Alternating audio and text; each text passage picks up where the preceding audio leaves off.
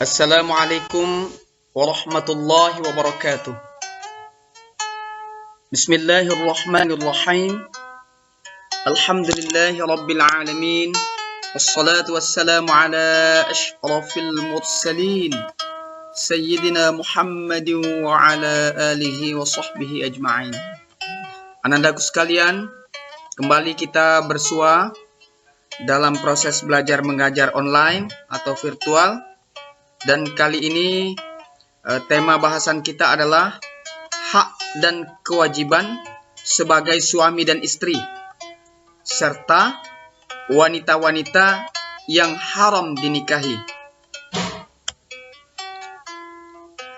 Nah, ya nak ya, materi ini disajikan dengan harapan kelak menjadi bekal bagi Ananda ketika Ananda nanti akan menapaki masa-masa berumah tangga, insyaallah nak ya.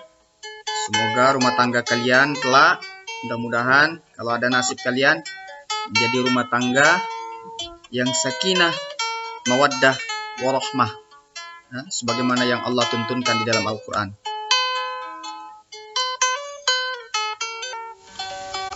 Baik, anandaku sekalian, kita awali dengan mengupas tentang pengertian hak dan kewajiban terlebih dahulu.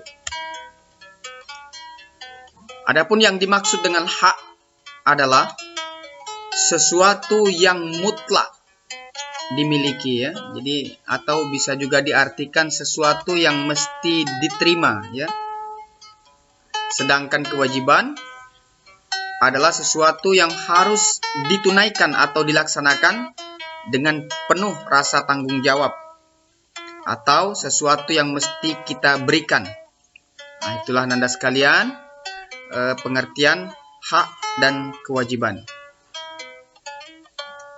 Nah, ini ada ilustrasi nak, gambar ya.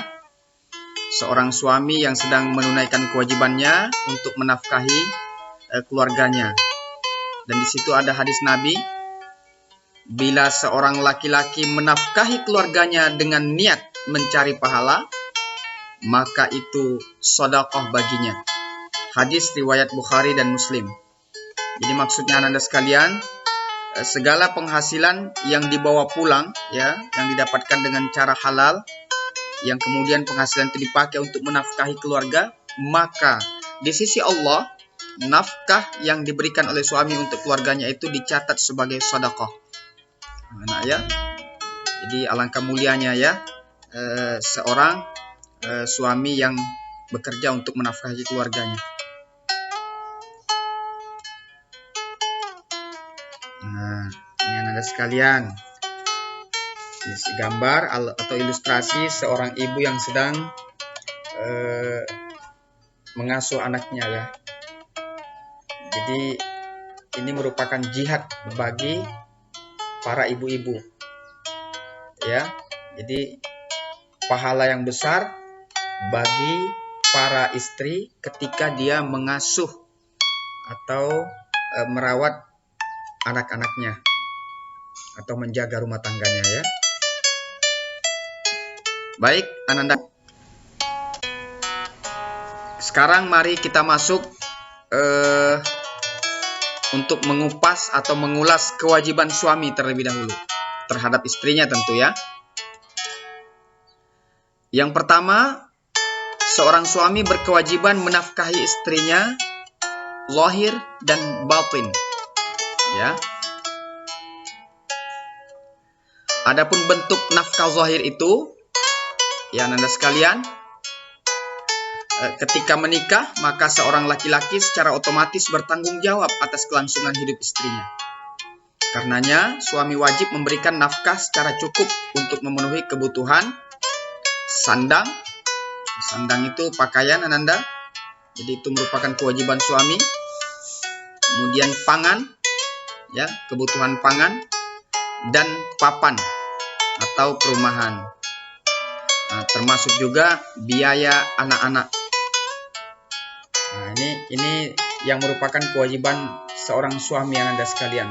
Maka memang dibutuhkan kesiapan ya, kesiapan untuk melangkah ke jenjang pernikahan. Karena setelah menikah, satu di antara sekian banyak kewajiban yang berat itu adalah ini. Nah ya, jadi seorang suami berkewajiban untuk menafkahi keluarganya, istri dan anak-anaknya, sebagaimana yang telah dijelaskan tadi. Nah ya, jadi kasihan memang kalau belum bekerja, ya, karena dia melangkah ke jenjang rumah tangga dalam keadaan tidak siap. Nah, kalau tidak siap, inilah rentan terjadi percekcokan antara suami istri sehingga kadang-kadang tak jarang berujung perceraian. Kemudian nafkah batin. Ya, seorang suami berkewajiban memberikan nafkah batin kepada istrinya. Adapun bentuknya adalah menggauli istri, ya, dengan kasih sayang. Enak ya. Jadi ada saling pengertian dan tanpa kekerasan atau pemaksaan. Menggauli istri, tentu Ananda paham apa yang Bapak maksudkan itu, nak ya. Jadi dengan pergaulan suami istri makanya lahir kalian, itulah pergaulan suami istri yang Bapak maksudkan. Tapi bukan sekedar itu, tentu juga pergaulan dalam kehidupan sehari-hari di rumah tangga, ya, cara berbicara, ya, ekspresi wajah, cara memperlakukan, ya, istri, tentu dengan cara-cara yang ma'ruf kalau bahasa agamanya, cara-cara yang baik, ya. Nah, itu yang dimaksud. Oke. Nah, baik, Anandaku. Selanjutnya, ya, kewajiban suami terhadap istri yang kedua adalah menjaga aib istri. Ingat, suami istri adalah dua insan yang telah dipersatukan oleh Allah. Maka membuka aib istri sama dengan membuka aib diri sendiri, dan itu adalah dosa. Begitupun sebaliknya, ya. Tapi nanti kita akan bahas apa pula kewajiban istri terhadap suaminya. Jadi tidak boleh Ananda sekalian kekurangan-kekurangan istri itu dibeberkan, ya, dengan maksud untuk mempermalukan si istri, itu sama sekali tidak dibenarkan dan itu adalah dosa. Dan adalah merupakan suami yang dungu, ya. Suami goblok itu. Itu kan istri tercipta dari tulang rusuk sebelah kiri. Artinya apa? Dia merupakan bagian tubuh. Menceritakan atau membeberkan aib istri sama dengan menceritakan atau membeberkan aib diri sendiri. Jadi ketika ada suami yang tega melakukan hal-hal seperti ini, artinya dia tidak terlalu memahami hakikat istri itu. Ya. Jadi dia adalah tulang rusuk kita yang Allah takdirkan menjelma menjadi pasangan kita. Nah, ya, jadi dengan kata lain, mempermalukan istri sama dengan mempermalukan diri sendiri. Jadi itu tidak boleh kita lakukan, ya. Jadi adalah menjadi kewajiban bagi seorang suami untuk menjaga kehormatan istrinya. Kemudian yang ketiga, membimbing si istri menjadi istri yang solehah. Ananda sekalian, khususnya bagi para calon suami, supaya tugas Ananda membimbing istri menjadi istri yang solehah itu tidak terlalu berat, maka sebelum Ananda menikah, pilihlah baik-baik calon istri Ananda. Ya, dianjurkan kepada kita untuk mengutamakan wanita yang agamanya baik. Nah, sebab dengan demikian, insya Allah kita tidak terlalu berat untuk membimbingnya ke jalan Allah. Bahkan tak jarang ada justru suami pula yang dibimbing oleh istrinya, ya. Suaminya tak rajin sholat, istrinya malah rajin sholat. Bahkan istrinya yang mengingatkan suami. Padahal sebetulnya itu adalah merupakan kewajiban suami. Jadi dengan kata lain, suami itu agamanya harus lebih baik daripada istrinya. Ya, pemahaman keagamaan suami itu harusnya lebih tinggi daripada pemahaman keagamaan istri. Ya, nah karena memang ada tugas membimbing di sini. Apa yang mau kita bimbingkan kalau kita sendiri nggak ngerti? Kira-kira begitu, nak, ya. Dan kehidupan berumah tangga tanpa agama akan menjadi hampa. Anda sekalian, apa kata Nabi tentang istri yang solehah itu? Jadi Nabi melukiskan istri yang solehah itu dalam sebuah hadisnya, ad-dunya mata'. dunia itu perhiasan, kata Nabi. Wa khairu mata'iha al-mar'atus salihah. Dan sebaik-baik perhiasan dunia adalah istri yang salihah. Ya. Oke, Anandaku, mudah-mudahan Ananda yang laki-laki semua kelak dapat mendapatkan istri yang salihah. Tapi syaratnya Ananda sekalian, Ananda mesti jadi suami yang saleh juga. Sebab sudah jelas Allah tegaskan, ya, orang baik-baik itu jodohnya yang baik-baik pula. Ya. Seorang yang jahat itu, ya, jodohnya orang jahat pula dikasih Tuhan. Jadi kalau Ananda menginginkan yang baik-baik, Ananda harus baik dulu. Kira-kira begitu, nak, ya. Oke, kita lanjutkan. Ini kewajiban suami berikutnya, atau yang keempat, memperlakukan istri dengan baik. Ya. Jadi sebagai manusia yang berperasaan, ya, bagaimana Ananda ingin diperlakukan baik, maka begitulah juga pasangan Ananda atau istri Ananda. Ya, jadi tidak boleh kita istilahnya itu mau enak sendiri, ya, atau sewenang-wenang mentang-mentang kita suami, ya, punya tenaga, punya kekuasaan, terus aniaya atau sewenang-wenang dengan istri. Nah, itu tidak boleh, ya, karena istri itu adalah amanah, ya, atau titipan dari Allah bahkan, ya, untuk kita bimbing dan kita tuntun dia menjadi wanita yang baik. Oke, itu Ananda sekalian. Jadi jangan sempat kita aniaya baik secara mental dengan kata-kata yang menyakitkan ataupun secara fisik atau menyakiti badan, itu tidak boleh, ya, haram hukumnya Ananda sekalian. Kemudian kewajiban suami yang berikutnya adalah menghormati orang tua istri. Jadi untuk Ananda ketahui, orang tua istri itu ketika kita sudah memperistri anaknya, ya, mertua kita itu statusnya sudah sama dengan ayah dan ibu kandung kita. Maka ketika kita durhaka, ya, kepada mertua kita, itu sama dengan durhaka kepada ayah dan ibu kandung. Jadi jangan dibeda-bedakan, jangan. Kamu sudah cukup enak sebagai suami misalnya, ya. Kau tidak melahirkan istrimu, kau tidak membesarkannya, bahkan kau tidak menyekolahkannya. Tiba-tiba dia sudah berhasil, di bapak emaknya ngasihkannya untuk kau, ya. Untuk dibikin senang, ya, jangan dibikin susah. Maka kita sebagai seorang suami haruslah menjadi suami yang memang siap, ya, untuk membimbing istri menuju kebahagiaan. Itu, nak, ya. Jadi istri itu bukan untuk dijadikan sebagai tempat semata-mata pelampiasan nafsu, bukan. Tapi dia adalah teman berbagi, ya, teman berbagi kasih sayang, berbagi suka duka menjelang ajal, ya, nak, ya. Sebab orang suami istri itu tidak ada juga yang selamanya sehidup semati sampai ke akhirat, ya. Dia akan berpisah pada akhirnya, ya. Dan perpisahan yang ideal itu tentu perpisahan karena kematian. Tidak baru pengantin 3 bulan lah cerai, bebala, dan selingkuh lah, apalah segala macam. Ini tidak kita inginkan, na'udzubillah min dzalik.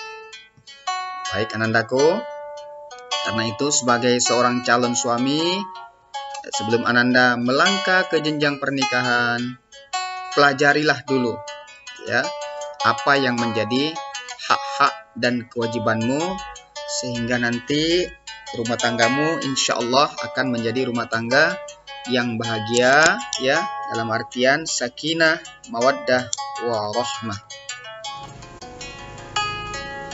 Nah, Anandaku, berikut ini mari pula kita lihat kewajiban seorang istri terhadap suaminya. Nah, ya. Nah, yang pertama, patuh pada suami. Jadi tingkat kepatuhan seorang istri terhadap suaminya itu mengalahkan kepatuhan dia kepada ayah dan ibu kandungnya sekalipun, selagi ya suaminya tidak memerintahkan untuk melakukan hal-hal yang melanggar perintah Allah. Nah, misalnya suami nyuruh maling, itu wajib tidak taat Anda sekalian. Ya. Jadi Nabi pernah dalam sebuah hadisnya yang terjemahannya ya, seandainya boleh bersujud manusia kepada sesama manusia, niscaya akan kuperintahkan seorang istri itu bersujud kepada suaminya, saking besarnya kewajiban dia untuk patuh kepada suami. Nah, itu nak ya. Sekali lagi Bapak ingatkan, tentu patuh dalam hal yang tidak melanggar aturan agama. Baik, jadi tidak boleh seorang istri itu membangkang ya, petantang, petenteng, ganas pula dia dari lakinya. Itu na'udzubillah min zalik. Dan kalau ada suami yang dapat istri seperti itu, ini musibah besar nih ini. Ya nak ya, na'udzubillah min zalik. Nah, sebagaimana yang tertulis di teks itu, suami adalah imam atau pemimpin dalam rumah tangga dan istri sebagai makmumnya. Jadi kalau diumpamakan sholat, suami itu imam, istri makmum. Rasulullah Shallallahu Alaihi Wasallam bersabda, jika seorang wanita melaksanakan sholat 5 waktu, ya sholat dia, berpuasa di bulan Ramadan, kemudian dia menjaga kemaluannya atau kehormatannya, tidak berzina dia, tidak selingkuh dia, kemudian dia taat kepada suaminya, maka akan dikatakan kepadanya, ini kelak di akhirat nak ya, akan dikatakan kepadanya, masuklah ke dalam surga dari pintu mana saja yang kamu kehendaki. Itu nih Anda sekalian, keutamaan taat terhadap suami bagi seorang istri, pahalanya besar Anda sekalian. Jelas ya nak ya. Kemudian yang kedua, berterima kasih atau bersyukur ya, dan berdoa untuk suami. Suami berkewajiban untuk mencari nafkah bagi istri dan anak-anaknya. Banyak atau sedikit hasilnya, istri mesti berterima kasih dan mendoakannya. Maksudnya suami nak ya. Rasulullah Shallallahu Alaihi Wasallam pernah memperingatkan, Allah tidak akan memperhatikan wanita yang tidak mau berterima kasih kepada suaminya sementara dia masih membutuhkannya. Hadis riwayat Hakim. Nah, ini perkataan Nabi ini nak. Terima kasih seorang istri kepada suami akan membuat suami semakin mencintainya. Suami merasa dihargai dan dihormati oleh istrinya. Jadi Anda sekalian, seorang istri mesti bersyukur ya dengan nafkah yang telah diberikan oleh suaminya. Jadi jangan terlalu banyak menuntut ya sesuatu yang di luar ya kemampuan suami untuk mengadakannya. Ya nak ya. Kalau awak dapat dikit, syukur yang sedikit. Banyak ya alhamdulillah. Gitu ya. Jangan nuntut kaget laki maling. Nah, contoh misalnya ya, kebetulan si suami ini dapat istri materialistis, agama juga ada. Wah, ini musibah ini. Ngomong dia, bang, tetangga sebelah itu, yolah naik motor, kita sepeda, wae. Tahu suami beli motor. Lah punya motor, tahu tetangga beli mobil, bang. Bang, sudahnya. Setruk lakinya, mati. Ya, kenapa? Beban pikirannya. Jadi istri seperti ini tidak bagus. Na'udzubillah min zalik, ya, terlalu banyak menuntut.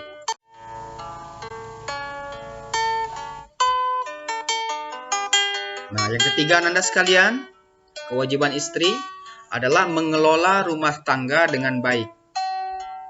Jadi, kalau ibarat pembagian tugas Ananda, itu mencari nafkah, itu memang tugas suami. Tapi yang mengelola rumah, ya, mengatur, ya, mengasuh anak-anak, itu adalah merupakan tugas istri di rumah. Nah, ya, seorang istri harus berusaha menciptakan suasana dan kondisi yang nyaman dalam rumah tangganya, sehingga suami merasa nyaman dan betah ketika berada di rumah. Ya, kalau lantai kotor, sapu. Bukan berarti kita jadi babu, bukan. Ya, sebab wanita itu biasanya memang dikaruniai kemampuan untuk lebih, ya, berlebih dalam hal penataan, ya. Penataan ruangan, ini letaknya di sini bagus, di sini bagus. Tapi kalau ada cewek yang tidak mampu menata itu, kurang juga itu, ya. Berantakan rumahnya, kasurnya aut-autan, ya. Suami balik, alah, dia sendiri bentuk kayak mak lampir, ya, rambut acak-acakan, kelek bau, mulut busuk. Nah, sudah ini. Loh, Kak, suami tidak betah di rumah nih, jangan jadi istri seperti itu. Nah, ini ya istri yang tak pandai mengelola rumah tangga. Orang kalau suami balik itu dia betah di rumah, ini tidak begitu balik pening palanya, ya. Belum ekspresi wajah istrinya yang muka belipat kayak hantu kuburan. Nah, ya, jadi harus pandai-pandai. Apa kata Syekh Al-Jabiri, ya, ini salah seorang ulama, ya, berkata, amat disesalkan melihat banyak wanita muslimah mengabaikan penampilannya di depan suaminya. Jadi dia ini rupanya jadi bini, kalau nak ke pesta dandan habis dia depan laki sebusuk-busuk, baik. Kelek busuk, mulut busuk, loh, taik mata belepetan, amit-amit jaban bayi bini kayak gini. Nah, ini bahaya ini. Awak pengen disayang suami, tapi awak tak pandai, ya, bersikap atau tampil di depan suami. Jadi di depan suami itu justru seharusnya dandan. Jangan penampilan awak, ya, kecantikan awak justru untuk orang lain. Ya, kalau nak ke pesta, 10 cm tebal bedaknya. Tapi kalau ngadap laki, amit-amit jaban bayi, ya. Nah, ini bahaya, ini bisa merusak keharmonisan rumah tangga. Kadang-kadang suami itu sungkan untuk menyebutkan itu, tapi Anda sebagai wanita harus mengerti itu, ya. Nah, hal ini merupakan satu kesalahan yang bisa berakibat buruk. Mungkin menurutnya hal semacam itu bukan sesuatu, ya, yang penting. Namun perlu diingat bahwa mengabaikan penampilan bisa berdampak buruk terhadap keharmonisan rumah tangga.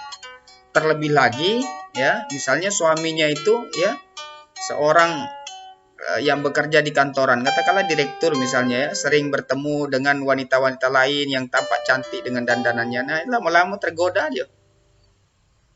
Nah, ya, mulai dia membanding-bandingkan, apalagi imannya lah tipis pula. Nah, ini kan kacau. Nah, jadi hati-hati Anda yang wanita sebagai seorang istri harus pandai menjaga penampilan. Dan kalau Anda mau tampil cantik, cantiklah di depan suamimu. Jangan di depan orang lain. Nah, ya. Nah, ini salah satu trik juga Anda untuk menjaga kerukunan rumah tangga, ya. Walaupun bukan itu semata-mata. Nah, banyak juga hal-hal lain. Cara ngomong, ya kan? Akhlak, kesantunan, itu juga semua merupakan hal-hal yang tidak terpisahkan dalam rangka menopang keutuhan rumah tangga. Selanjutnya, yang keempat, tidak membuka rahasia suami kepada orang lain. Jadi apa yang menjadi aib atau hal yang bakal memalukan itu jangan diobral, ya. Tidak pantang ngumpul-ngumpul mulai nyerita buruk laki. Laki kau kayak mana? Laki aku itu tidurnya ngorok, amit-amit zaman bayi. Aku pula itu dicerita ke orang lain, ya. Nah, ini tadi sudah dijelaskan sebelumnya bahwa aib istri itu merupakan aib suami, pun sebaliknya aib suami juga merupakan aib istri. Namun kita sudah menyatu, ya. Rasulullah SAW pernah bersabda, yang artinya sesungguhnya seburuk-buruk derajat manusia di sisi Allah pada hari kiamat adalah laki-laki yang menyebarluaskan cacat atau rahasia istrinya. dan istri yang membuka rahasia suaminya. Jadi samuyo lah itu, suami atau istri yang mempermalukan istrinya atau membuka aib pasangannya ya. Apakah istri membuka aib suami atau suami membuka aib istri kepada orang lain sehingga dia jadi malu? Itu adalah seburuk-buruk manusia pada hari kiamat, kata Nabi ya. Jadi jangan kita jadi seperti itu ya, saling membeberkan rahasia, membuka aib ya kepada orang lain. Jadi jago apa yang menjadi rahasia suami istri itu. Kalau nak cerita lain baik.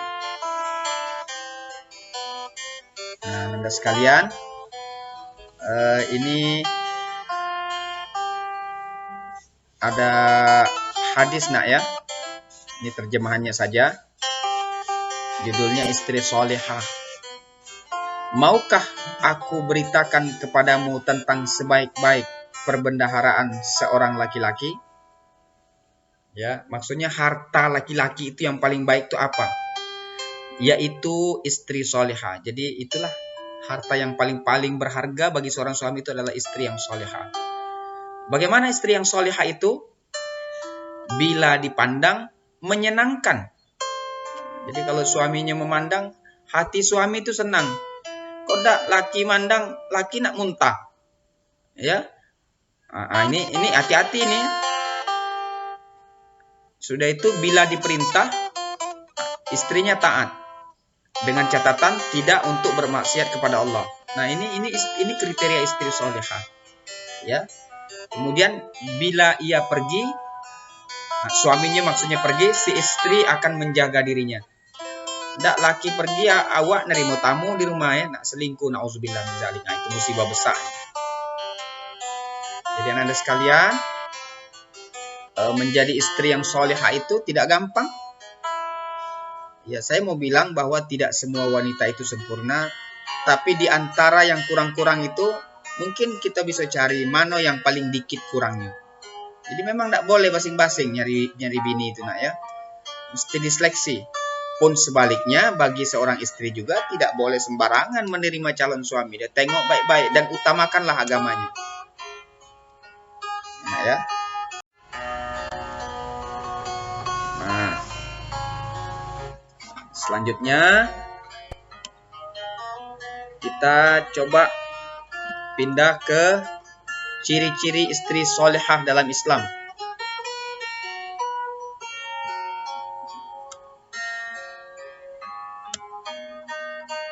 Nah, ini ya. 1, tidak meninggalkan kewajiban agama. Jadi dia taat menjalankan agama, nah ya. Paling tidak rukun Islam itu.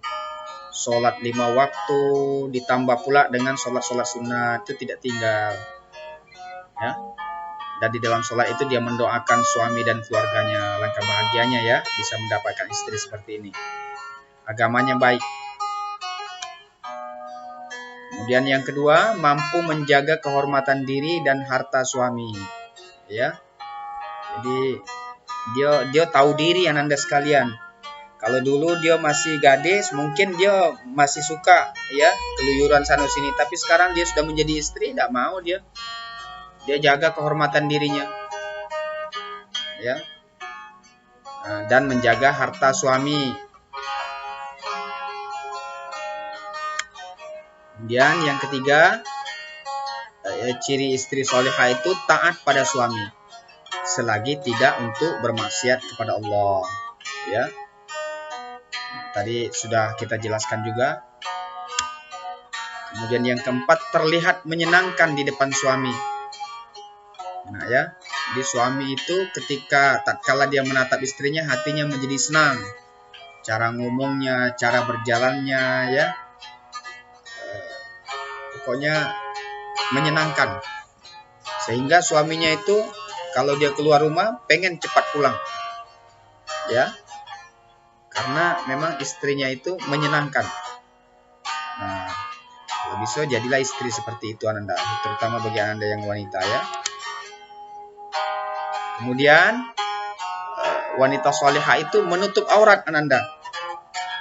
Jadi bukan pamer aurat, Udah pergi ke toko pakai celana pendek. Untung masih bercelana. Ya. Bahkan Nabi pernah menjelaskan ya, ada wanita yang berbusana tapi dianggap telanjang oleh Nabi. Siapa mereka itu? Mereka yang berbaju tetapi terlalu ketat sehingga nampak lekuk-lekuk tubuhnya itu ya. Atau berbaju tapi transparan. Ya. Nampak bungkus tapi badan itu nampak galau, transparan. Nah, ini dianggap telanjang, ya. Nah, jadi kalau misalnya istri ya tidak menutup aurat lalu suami membiarkan, maka itu menjadi tanggung jawab suami kelak. Dosanya itu bisa ditimpakan kepada suaminya karena suami membiarkan itu. Tapi kalau dia sudah dikasih tahu tidak mau nurut, nah itu dosa dia. Ya, Allah juga telah menyaksikan. Tapi kalau memang namanya suami istri dikasih tahu tidak nurut, nah ini Anda sekalian bisa memicu keretakan rumah tangga ini. Ya, jadi Anda idealnya seorang istri itu patuh pada suaminya ya. Nah, kok tidak banyak terjadi sekarang terbalik. Bini pula ngatur. Padahal sudah dibilang tadi, yang imam atau pemimpin dalam rumah tangga itu adalah laki-laki. Ya, sebagaimana yang dijelaskan Allah, ar-rijalu qawwamuna 'alan nisa. Ya. Wanita, laki-laki itu adalah pemimpin bagi wanita. Itu nak ya. Kemudian yang keenam, mampu memberikan suasana teduh atau ketenangan berpikir bagi suami. Contoh misalnya ya, lakinya balik berdagang langsung dua rugi. Tahu-tahu disambut depan pintu. Apa kabar bang? Rugi dek, dasar laki lolo. Kebetulan lakinya ini emosian pula, langsung lah jontor mulutnya kena tinju. Karena kena tinju tak terima. Ya sudah cerai. Nah itu nak ya. Orang memang lah panas. Pala pening, sarapan belum, makan belum. Tahu-tahu dilolo-loloi. Astagfirullahaladzim. Nah, ini contoh bini goblok. Nah, jadi jangan jadi bini seperti itu. Ya, jadi dia harus bisa menenangkan. Biasalah bang, namanya kita dagang itu kadang untung, kadang rugi. Kan teduh juga suaminya. Enggak peletot. Tadi mendarat buku tinju kemuncung. Kan kacau itu. Nak melawan nama wanita itu sekuat-kuat wanita tidak bisa lah ngalahkan laki-laki. Karena kodratnya laki-laki itu memang diciptakan berlebih dalam hal tenaganya. Dan memang dia bukan untuk dilawan, untuk dipatuhi perintahnya ya. Karena dia memang pelindung. Selagi tidak untuk bermaksiat kepada Allah ya. Jadi jangan jadi wanita yang suka melawan, jangan. Jadi hendaklah menjadi wanita yang bisa memberikan suasana teduh, ketenangan berpikir ya. Ini laki balik dari kerja capek, ya butuh tenang, barna istirahat. Tengok, la ilaha illallah, balik ke rumah perut lapar, rupa bini belum masak, nak tidur kasur habis dikencingi anak belum diberesin. Ya kan, pas nak tidur pula lah bini karaoke pula lentum. Nah, sudahnya belentum nian. Nah, ini bini goblok. Nah, pun ada juga laki goblok, sama baik. Jadi jangan coba-coba melangkah ke jenjang pernikahan sebelum ada bekal ilmu. Nah, itu memang bahaya Anda sekalian. Jadi memang harus ada bekal ilmu ya. Nah, baik Ananda. Sudah tuntas ya pembahasan kita tentang hak dan kewajiban suami istri. Sebelum kita bahas wanita-wanita yang haram dinikahi, Bapak ingin tegaskan bahwa sesungguhnya kewajiban suami ya terhadap istri itu adalah merupakan hak istri terhadap suaminya. Ya, nak ya. Sebaliknya, kewajiban istri terhadap suami, apa yang menjadi kewajiban istri terhadap suami itu adalah merupakan hak-hak suaminya. Paham nggak maksudnya itu nak? Jadi bapak tidak perlu merinci hak-hak suami dan hak-hak istri karena kewajiban suami adalah hak istri, kewajiban istri adalah hak suami. Artinya apa? Sudah terangkum di situ. Cukup jelas nak ya? Sekarang mari kita pindah ke wanita-wanita yang haram dinikahi. Nandaku sekalian, hal ini Allah jelaskan ya di dalam Al-Quran surah An-Nisa ayat 23. Nah ini ayatnya nak, yang menjelaskan siapa-siapa saja wanita yang haram untuk dinikahi oleh laki-laki itu. Bapak bacakan ayatnya. A'udzubillahi minasyaitonirrajim. Hurrimat 'alaikum ummahatukum wa banatukum wa akhawatukum wa ammatukum wa khalatukum wa banatul akhi wa banatul ukhti wa ummahatukum allati arda'nakum wa akhawatukum minal radha'ah wa ummahatu nisaikum wa raba'ibukum allati fi hujurikum min nisaikum allati dakhaltum bihinna fa in lam takunu dakhaltum bihinna fala junaha 'alaikum wa halailu abnaikum alladhina min aslabikum wa an tajma'u bainal ukhtaini illa ma qad salaf innallaha kana ghafurar rahima. Nah, ini terjemahannya Nanda. Nah, coba perhatikan dengan seksama. Inilah rincian wanita-wanita yang haram dinikahi ya. Artinya diharamkan atas kamu mengawini ibu-ibumu. Nah ya, baik ibu kandung maupun ibu tiri. Itu yang dimaksud dengan ibu-ibumu Ananda sekalian. Ketika ibu itu pernah menjadi istri dari ayah kandung kita, maka dia adalah ibu kita. Haram dinikahi selama-lamanya. Nah ya, kemudian anak-anakmu yang perempuan, anak kandung, nah ya, haram. Kemudian saudara-saudaramu yang perempuan, apakah ayu atau adik kandung, haram dinikahi.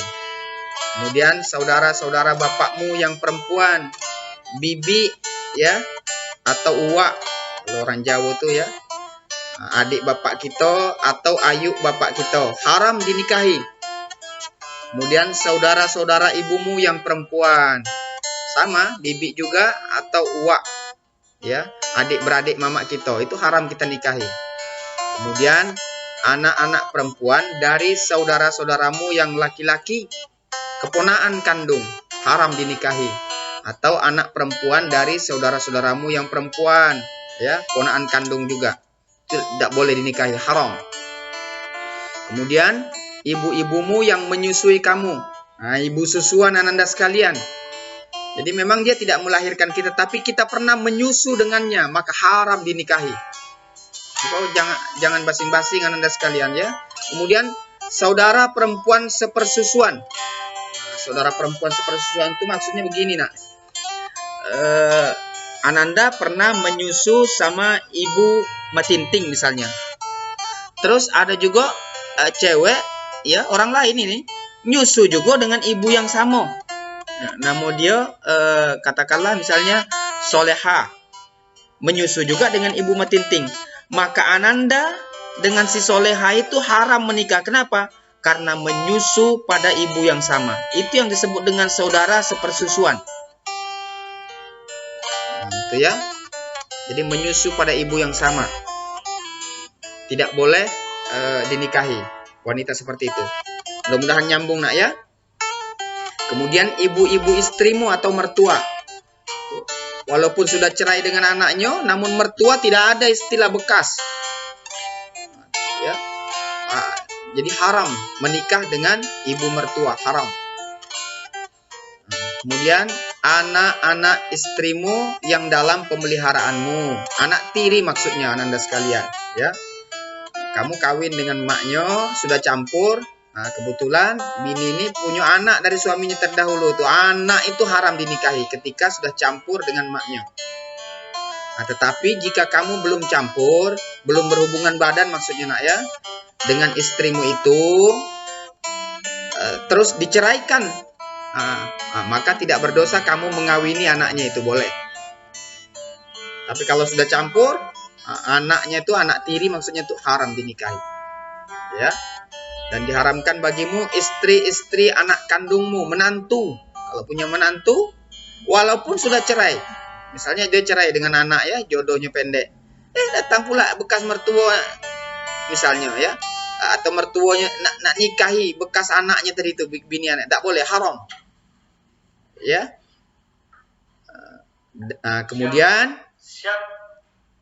tidak boleh ya menghimpunkan dalam perkawinan dua perempuan yang bersaudara. Ya nak ya. Jadi ada perempuan adik-beradik dia. Ayuknya dan adiknya dinikahi sekaligus, haram. Ananda sekalian, ya. Jadi tidak boleh menghimpunkan orang adik-beradik sekaligus. Tak boleh. Ketika ayuknya sudah dinikahi, tak boleh sekaligus dinikahi dengan adiknya, tak boleh. Atau dinikahi dengan ayuknya, tidak boleh. Haram. Kecuali yang telah terjadi pada masa lampau. Ini masa lampau maksudnya Ananda, ketika Al-Quran belum turun, ketika Nabi belum diutus, Nabi Muhammad. Itu kan aturan belum turun. Sesungguhnya Allah Maha Pengampun, lagi Maha Penyayang. Itu nak ya. Jadi kalau mau kita kelompokkan wanita di sini, itu pertama ada wanita yang haram dinikahi karena pertalian darah ya. Jadi ada hubungan pertalian darah. Kemudian ada wanita yang haram dinikahi karena hubungan sepersusuan. Nah, itu yang bisa Bapak simpulkan nak ya. Mudah-mudahan jelas. Bapak pernah ditanya, kalau sepupu macam mana Pak? Sepupu. Boleh tak kita nikah?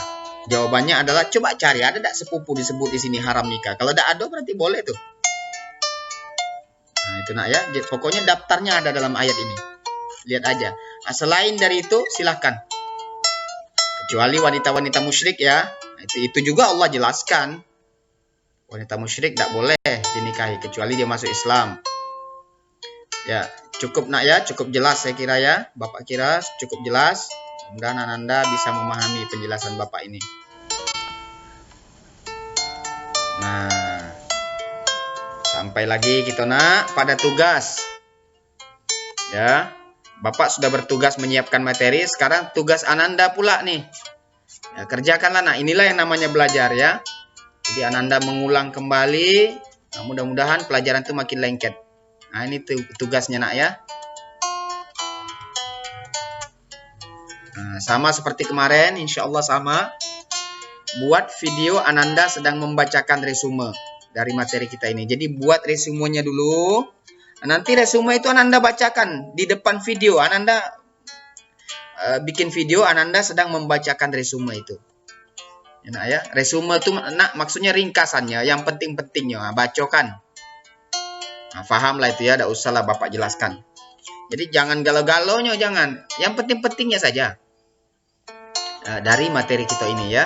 Setelah itu, kirimkan videonya ke Classroom secepatnya sebelum tenggat waktunya habis. Kaget lah payah pula. Pak payah ngirim, Pak payah ngirim. Pak ya payah lah. Awak lah lewat tenggat waktunya mungkin ya. Atau menunda-nunda. Oke Ananda, cukup sampai di sini pertemuan kita. Ini lah banyak sudah ya materi kita nih nak tentang pernikahan. Nah, mudah-mudahan Ananda ya bersabar dulu lah ya, gapailah cita-citamu dulu. Setelah itu silahkanlah kau cari calon kau siapa. Ya, ya cukup sampai di sini Ananda. Mudah-mudahan bermanfaat dan Bapak mohon maaf jika ada hal-hal yang tidak berkenan. Ya, dan Bapak akhiri, Assalamualaikum warahmatullahi wabarakatuh.